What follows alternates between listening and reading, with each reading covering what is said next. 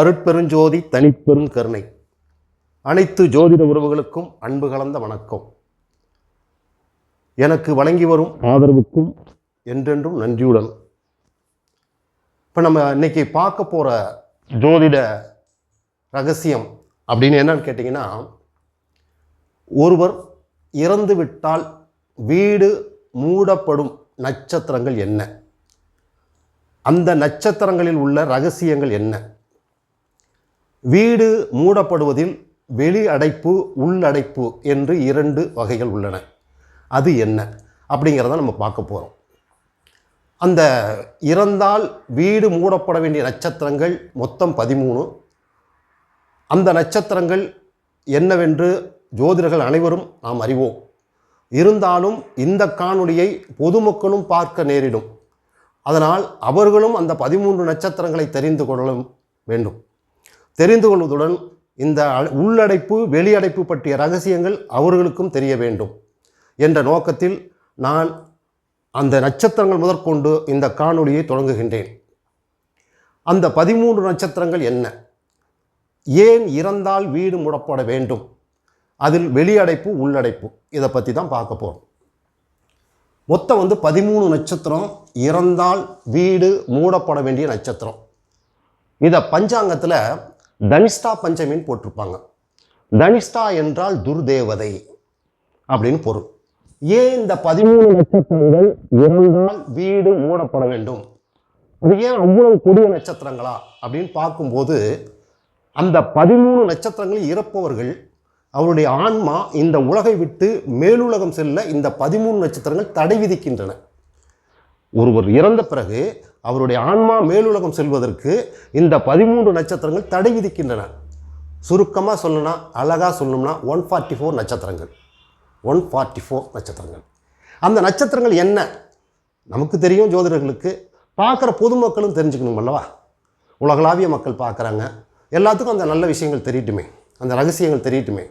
அதாவது சூரியனுடைய நட்சத்திரம் 3: கார்த்திகை, உத்திரம், உத்திராடம். இந்த 3 சூரியனுடைய 3 நட்சத்திரங்களும் இறந்தால் வீடு மூடப்பட வேண்டிய நட்சத்திரங்கள், அதாவது அடைப்பு நட்சத்திரங்கள். அடுத்து அப்படி சந்திரனுடைய நட்சத்திரங்கள் 1 ரோகிணி.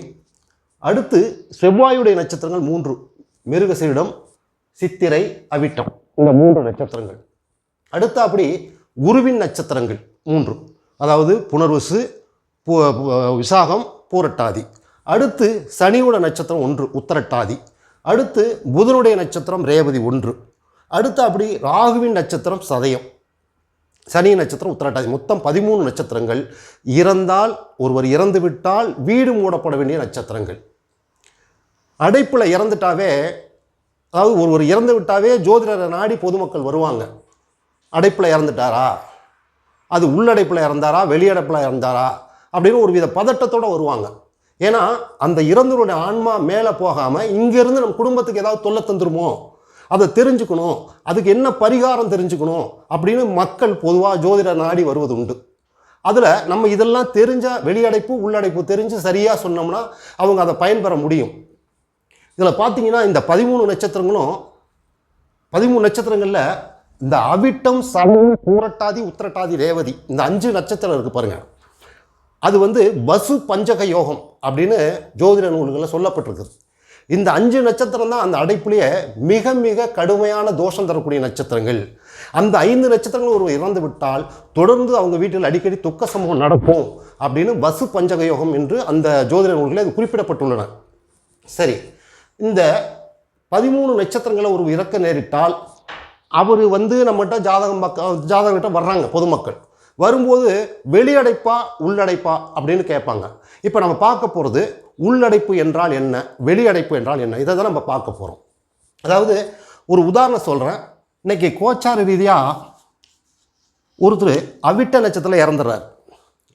அவிட்ட நட்சத்திரத்தில் இறந்துறார், அது அடைப்பு நட்சத்திரம். இந்த சந்திரன் கோச்சார ரீதியாக சனியை நோக்கி பயணிக்கும் போது, அதாவது சந்திரன் ஒரு பாவ கிரகத்தை நோக்கி பயணிக்கும் போது அந்த இறந்தவர் உள்ளடைப்பில் இறந்து விட்டார். அதாவது உள் வேலை நிறுத்தம், அவரை லாக் பண்ணிடுச்சு ஆன்மாவை அப்படின்னு அர்த்தம். அதுதான் உள்ளடைப்பு.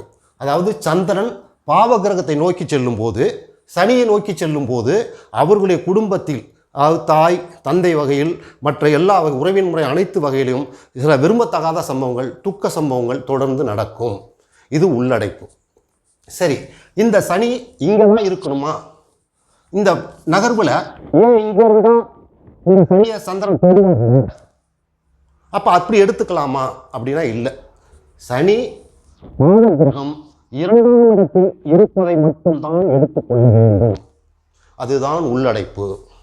இந்த சனி 7லிருந்து ஒருவேளை 2ஆம் இடத்தை பார்க்கிறார், அதை உள்ளடைப்பாக எடுத்துக்கொள்ளலாமா? எடுத்துக்கொள்ளலாம், தவறில்லை. அடுத்து அப்படி பார்த்தீங்கன்னா இந்த சனிக்கு பதிலாக இங்கே ராகு இருக்காருன்னு கோச்சார ரீதியாக ராகு இருக்காருன்னு வச்சுங்க. இந்த சந்திரன் ராகுவை நோக்கி செல்லும் போது, ராகு என்பது தந்தை வழி பாட்டன் காரகன். ஒரு ஜாதகத்தில் ஒருவர் இறந்து விட்டால், இந்த அடைப்பில் இறந்து விட்டால், அன்றைய சந்திரன் கோச்சார ராகுவை நோக்கி பயணிக்கும் போது அவர்களுடைய தந்தை வழி பாட்டனார் வகையில் தொடர்ந்து 2-3 அசுப காரியங்கள் நடக்கும் அப்படின்னு எடுத்துக்கணும். அடுத்து அப்படி இந்த இடத்துல பார்த்தீங்கன்னா கோச்சார ரீதியாக கேது இருக்குன்னு வச்சுங்க.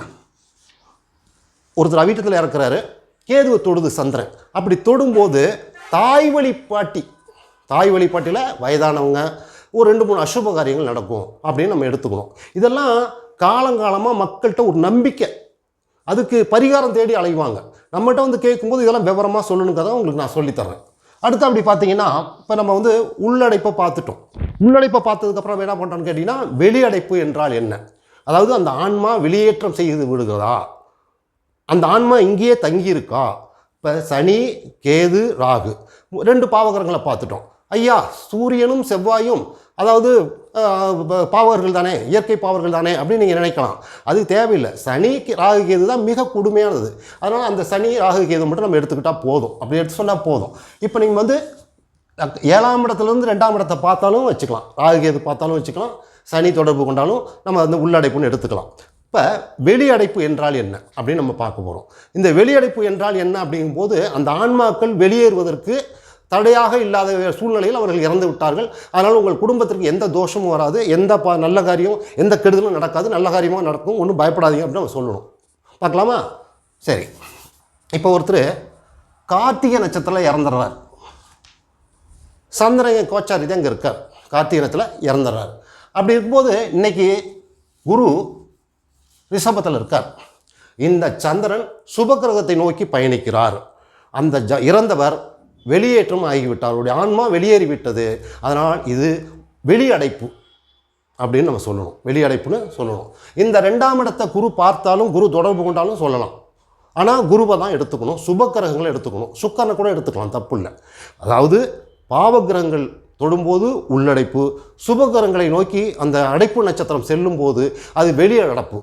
இங்கே வந்து கிராமத்தில் அப்படி தான் சொல்லுவான், உள்ளடைப்பு வெளியடைப்பு, அடப்பு நட்சத்திரம் அப்படி தான் சொல்லுவாங்க கிராம பழக்கத்தில்.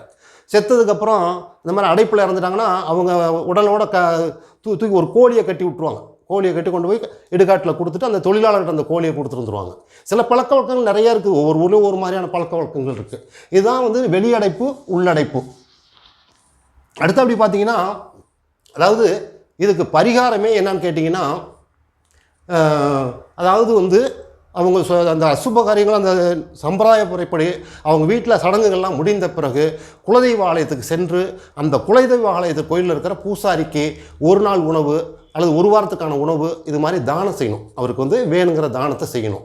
அதே மாதிரி இந்த உள்ளடைப்பில் இறந்து அவங்க குடும்பத்தில் தொடர்ந்து துயரங்கள் கஷ்டங்கள் வருது அப்படின்னா அவங்க ஆண்டுக்கு 48 முறை வறிய ஏழை எளியவர்களுக்கு அன்னதானம் உதவி செய்ய வேண்டும். அதுதான் அதுக்கு பரிகாரம். வேறு ஏதாவது ஒரு கோயிலை சொல்லி நம்ம அனுப்பக்கூடாது, அனுப்ப தேவையில்லை. நம்ம மொத்தம் வந்து 27 நட்சத்திரங்கள். அந்த 27 நட்சத்திரங்களில் நம்ம வந்து இந்த அடைப்பு நட்சத்திரங்கள், அதாவது இறந்தால் ஆன்மா மேலுலகம் தடை விதிக்கின்ற நட்சத்திரங்கள் 13. மீதி 14 நட்சத்திரங்கள் இருக்குன்னா அவைகள் எந்த விதமான கெடுதலையும் செய்யாத நட்சத்திரங்கள். ஆனால் நம்ம 13 நட்சத்திரங்கள் தான் இந்த அடைப்பு நட்சத்திரங்கள். அதில் வெளியடைப்பு உள்ளடைப்பு பார்த்து வர்றவங்களுக்கு நல்லபடியாக சொல்லி அவங்கள மகிழ்வோடு அனுப்பணும். நன்றி, வணக்கம்.